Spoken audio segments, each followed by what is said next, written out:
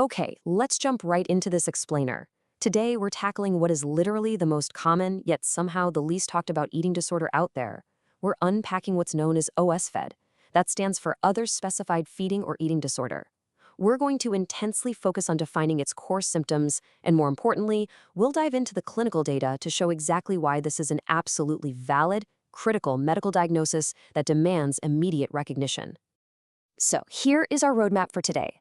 We'll start by defining this hidden issue, validate it with some hard data, learn how to recognize its core symptoms, unpack its 5 specific subtypes, and finally look at the very real dangers of leaving it untreated. Section 1, the hidden eating disorder. Let's look at what actually happens when a severe eating disorder just doesn't fit the classic mold that society expects. Now, OSFED involves very real physical and emotional distress, even if the symptoms don't neatly align with a textbook diagnosis like classic anorexia or bulimia. Historically, diagnostic manuals were incredibly rigid. If you missed just one tiny criteria, you simply didn't get the primary label. But the reality is that symptoms falling under the OSFED umbrella disrupt lives, relationships, and physical health in huge, life-altering ways. It is seriously time we dismantle this persistent, dangerous myth. Society often tells us that a person has to look a certain way or fit perfectly into a single diagnostic box to be deeply struggling. But that's just not true. OSFD symptoms are incredibly complex. A person might appear perfectly healthy to the outside world while battling an intense hidden crisis. It's a completely valid diagnosis that deserves the exact same individualized treatment as any other disorder. All right, moving to Section 2, why OSFD is valid. To truly validate this diagnosis, we really need to look at some stark, eye-opening clinical statistics. Get ready for this, because you might be shocked to learn that OSFD actually makes up 40 to 45% of all eating disorder cases. No joke. That makes it the largest group, pulling way ahead of anorexia, bulimia, or binge eating disorder. It is the most prevalent diagnosis by far, yet somehow it barely gets a fraction of the public attention. And the reality here is just staggering. 1/3 of all eating disorder deaths are linked directly to OSFD. It carries very real, absolutely life-threatening health risks. Honestly, this single statistic alone should completely shatter any misconception that OSFD is somehow a less serious version of an eating disorder. Plus, this condition crosses all demographic lines. Research shows that 1 in 25 women and 1 in 60 men will be diagnosed with OSFED in their lifetime. To put that in perspective, that proves that anyone, literally regardless of gender, age, or background, can be affected by these hidden battles. It completely redefines who we think of when we picture an eating disorder. So, on to Section 3, spotting the core symptoms. We know it's incredibly common and we know it's serious, but how do we actually spot the warning signs when these individuals often appear physically healthy? It's kind of like a giant puzzle. By breaking these core symptoms into physical, psychological, and behavioral categories, we can see how truly complex this disorder is. Physically, the body reacts to metabolic stress with extreme weight swings, low immunity, and even things like damaged tooth enamel. Psychologically, it creates these massive emotional storms, intense anxiety around meals, and a deeply distorted self-image where the mind just exaggerates flaws invisible to everyone else. Behaviorally, you'll see rigid food rules, pulling away from social events, and secret meals.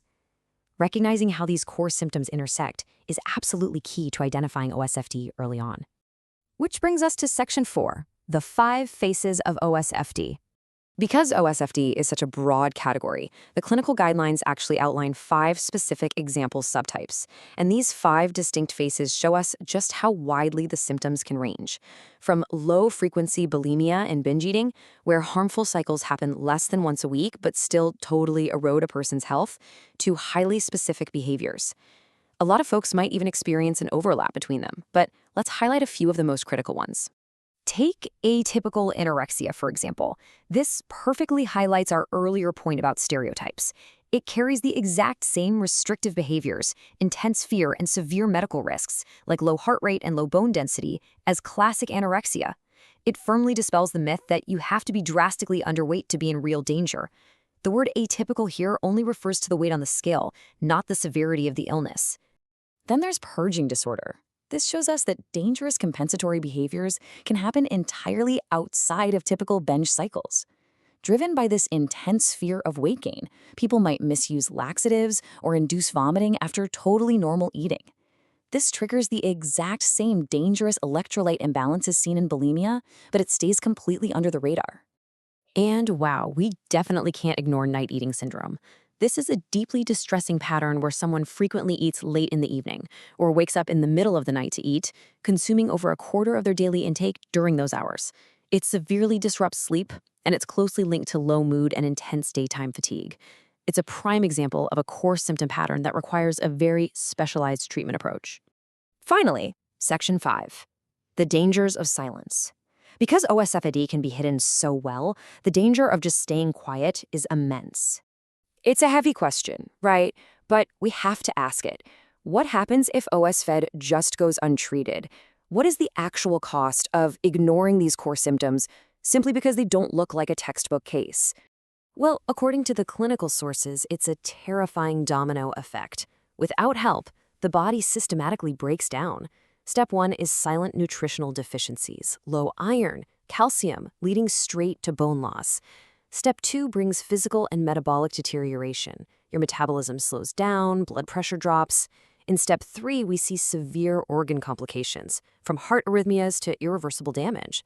And finally, Step 4 is the profound mental health impact, where emotional distress can escalate into complete hopelessness. And here's the kicker. Compounding that mental health impact, clinical experience reveals that nearly half of people battling OSFED are also fighting a co-occurring mood disorder. That means they are fighting a war on two fronts, battling OSFED right alongside anxiety, major depression, or trauma. Treating these co-occurring disorders simultaneously isn't just some nice bonus. It's a completely mandatory part of effective long-term recovery. But hey, there's a really hopeful takeaway from the source material here. Structured, evidence-based treatments, tailored to individual patterns, are highly effective. Healing requires a comprehensive approach. It takes cognitive behavioral therapy to rewire harmful thought loops. It takes nutritional therapy to correct those deficiencies. And it takes family support and psychiatric care to ensure the whole person is healing. Treatment is based entirely on the specific needs of the patient, not just on whatever label they've been given. Ultimately, what you should take away from this explainer is this. If you or someone you know is exhibiting these core symptoms, the experience is incredibly valid. You do not need to wait until a problem fits perfectly into a box before you seek help. OSFED is real, its impact is massive, and stepping out of the shadows is the very first step toward reclaiming your life. So I'll leave you with this to consider. If nearly half of all eating disorders look entirely different than what society expects, who in your life might be silently fighting a battle you can't see?